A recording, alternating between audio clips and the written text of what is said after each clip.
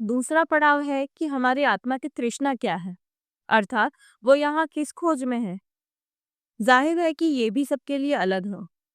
अब यदि हम मान ले कि आत्मा प्रेम की खोज में है, तो यहाँ अब प्रेम के विभिन्न स्वरूप जो विभिन्न जन्मों में हमारे जीवन से जुड़े, अर्थात वासना के, समाज के, अहम के, इन सभी प्रेम रूपों के हमें कर्म दर्शन होते हैं। इस पड़ाव में हमारे सभी संबंध कर्म रूप में प्रकट होते हैं। इसी पड़ाव के कारण कई बार कुछ लोगों के जीवन में एक से अधिक प्रेम संबंध या विवाह योग रहते हैं, अथवा माता पिता या संतान सुख से संबंधित कर्म प्रकट होते हैं। यही वजह बनता है कि हम देखते हैं कि भाई भाई एक दूसरे के दुश्मन बन जाते हैं, या कोई मित्र हमारे विश्वास को आघात पहुंचा देता है। अतः यहाँ जो भी संबंध हमारे मन या बुद्धि से जुड़े होते हैं, वहाँ हमारे कर्म उन संबंधों के चेहरे में हमारे सामने प्रकट होते हैं। इसे हम कह सकते हैं कि प्रत्येक संबंध हमारे ही आईने हैं, हमें अपने कर्मों का दर्शन करवा रहे हैं। इस पड़ाव के अंत में जिन भी संबंधों में प्रेम आधार रहा था, वे कर्मों की कसौटी से गुजरकर सच्चे हो कर्म मुक्त हो जाते हैं और आत्मीय संबंध का रूप ले लेते हैं। और जिन संबंधों में प्रेम कभी आधार नहीं रहा, वह कर्म संतुलित हो जाते हैं और वो व्यक्ति या रिश्ता हमारे जीवन से चला जाता है। अतः द्वितीय पड़ाव में मनुष्य एक ही साथ कई रिश्तों की कर्म कसौटी पर उतरता है। जो इसे पार करते हैं, उन्हें अपनी आत्मा की तृष्णा का आधार मिलता है। अर्थात यदि प्रेम को देखें तो उन्हें उनके प्रेमी का ज्ञान होता है कि सत्य में उनका प्रेमी कौन है। यही तीसरा पड़ाव है।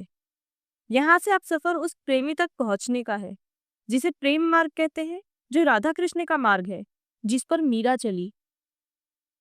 यहाँ से आगे का सफर व्यक्ति का आंतरिक होता है। इस पड़ाव में मनुष्य का आत्मीय जीवन और भौतिक जीवन पृथक हो जाते हैं। ये एक दूसरे को प्रभावित करते हैं, लेकिन यहाँ वो व्यक्ति इन जीवन के कर्मों को दोनों तरफ पर अलग अलग जीता है। हालांकि हर भौतिक अनुभव आत्मा से जुड़ता चला जाता है, लेकिन साथ ही आत्मा अपने प्रेम मार्ग में पृथक अनुभवों से भी गुजरती है। यहीं से हमारा वक्त अलग होने लगता है। यहाँ प्रेमी और प्रेमिका अपने कर्मों के दर्शन करते हैं, क्योंकि वे कई जन्मों से एक दूसरे के साथ होते हैं। अतः प्रत्येक जन्म के कर्म उनके रिश्ते के उतार चढ़ाव की वजह बनते हैं, और इस उतार चढ़ाव से वे दोनों ही गुजरते हैं। प्रेम मार्ग की सबसे खूबसूरत और कष्टदायी बात यही है कि हम अपने प्रेमी के कर्मों को साथ में भोग पा रहे हैं, और यही हमारे कष्टों की वजह भी है। अतः इस पड़ाव के आगे कई अनुभवों का सामना करना होता है। प्रेम मार्ग में सबसे कठिन अनुभव है विरह का। विरह एक दूसरे से दूर हो या साथ हो, किसी भी परिस्थिति में प्रकट हो सकता है। यहाँ कभी दोनों एक ही वक्त में होते हैं, तो कभी दोनों अलग अलग वक्त में जीने लगते हैं। दोनों का एक वक्त में बने रहना उनके कर्मों की पूरा होने पर निर्भर करता है। इसी पड़ाव में हमारा वक्त संसार के वक्त से भी अलग होने लगता है। तभी आध्यात्म मार्ग में कई लोगों को अलग अलग वक्त में कुछ स्पेशल नंबर्स दिखने लगते हैं, जिन्हें हम एंजेलिक नंबर्स कहते हैं। एंजेलिक नंबर्स कोई विश फुलफिलिंग टाइम नहीं है, ये तो हमारे टाइमलाइन में शिफ्ट को बताता है। पर कुछ लोग कुछ विशेष अंकों को अपने से जोड़ देते हैं। हकीकत में यदि हम इस मार्ग पर चलते रहे, तो ये एंजेलिक नंबर्स प्रोग्रेस करने लगते हैं, जहां हमें अपने जीवन के हर पल में कोई एक नंबर या सिंबल या कोई पैटर्न दिखने लगता है, जो कि उनके लिए घड़ी की उन सुइयों की तरह बदलती वक्त को दर्शाता है, क्योंकि उनके जीवन की गति बाकियों की गति से बदल जाती है। इसीलिए उस गति को मापने वाला वक्त भी बदलता है। अब यदि जीवन इस बदलाव ही में ढलने लग जाए और धीरे धीरे आध्यात्म जीवन कोई चॉइस नहीं बल्कि पूरी तरह से हमारा जीवन बनने लग जाए, तो हमारा वक्त उस जीवन से जुड़ जाता है और वो एंजेलिक नंबर्स हमारी टाइमलाइन बन जाते हैं।